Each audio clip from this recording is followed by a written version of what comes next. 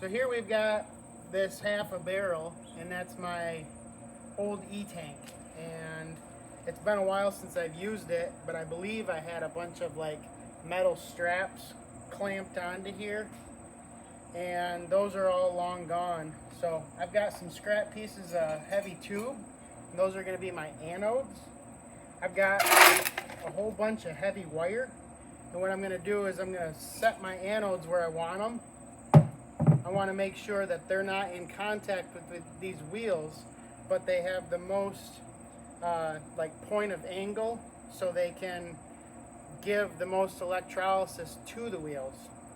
And so I'm going to set these in a few spots, drill a couple holes up high, and use this as strapping to hold those anodes in place.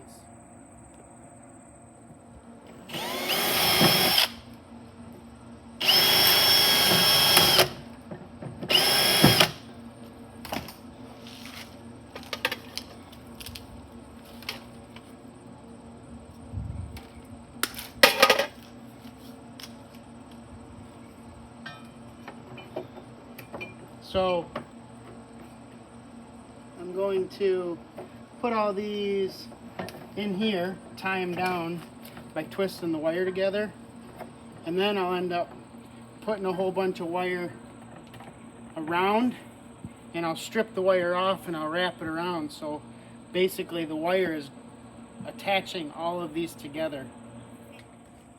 We've also got to remember that when we place these, they cannot touch the piece that we're cleaning up.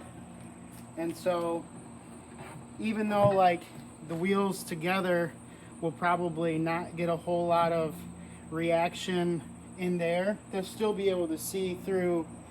And I'll just cook them like this for a while, rotate them, and then I'll flip them inside out, cook them like that, rotate them, and it works pretty quick. So when the anodes are all hooked up together, what I'm going to end up doing is I'm going to put the positive charge from the battery. I can either do 12 volts or I can link two batteries in series and run 24 volts with a 24 volt charger. I'm going to put a positive charge on here and a negative charge on here. And so this will transfer the negative charge through here, and the positive charge will actually attract all the garbage and everything that's on these wheels. The paint, the rust, the grease, everything works really well.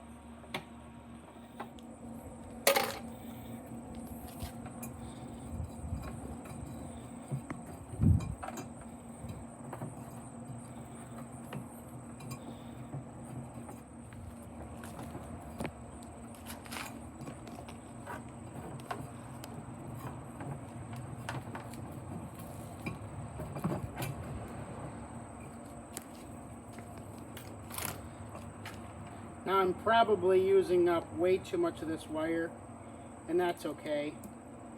I'll trim off what I don't need, and I'll just keep it around for other shop projects. So now I'm just stripping contact points, and I'll just wrap it around like that so it's touching and secure. And then now these anodes have a way to connect all the wire or the current.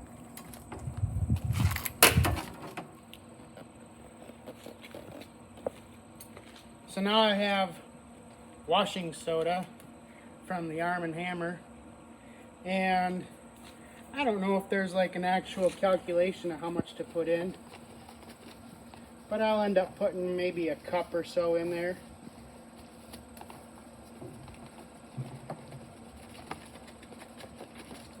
That'll work. I see my box is a little old. It's probably, it's from 2018, 2019, something like that. It's lasted a long time. Now we put some water in there.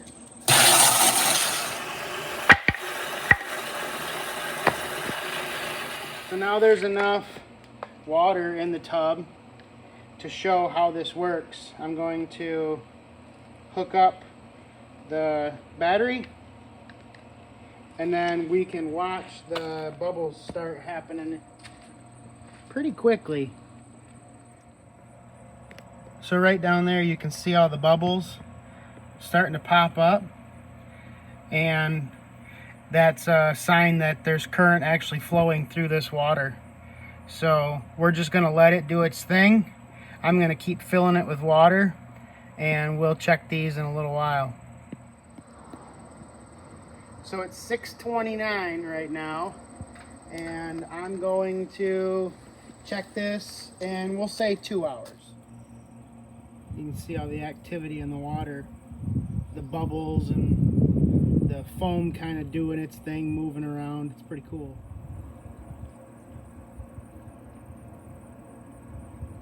And if you ever wonder, get confused, and say, man, I don't know if I'm polarity correct or not, having the positive charge and the negative ground, and the positives pulling like a magnet, pulling the garbage away. If you're ever in question, you run this thing for a few hours and then check your anodes and check your part and which one's dirtier. That'll tell you. So you can see how much garbage is in the water right now, and that kind of is an indicator that it's coming off of something. And if I move this around a little bit,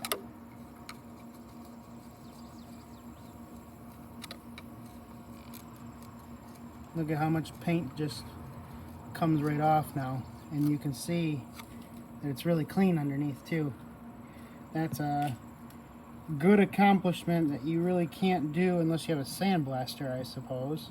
But you really can't do this just sanding or wire wheeling any faster, and this is basically effortless. So that pretty much sums up how an E-Tank works. If you have any questions, feel free to comment. If you have suggestions, I always accept those too. Like I mentioned, I have done this in the past with two 12-volt batteries in series making 24 volts, and then had a 24-volt charger that I could keep that going, and that definitely made it fast. Like I said, this has been about 2 hours and it's already starting to flake loose. I could easily strip these wheels in about 3 hours total before, with rotating them and everything. It was super fast. So if you ever get a chance to do one of these and you have a 24-volt source or maybe even 36 volt, it's well worth upgrading the voltage. Have a good day.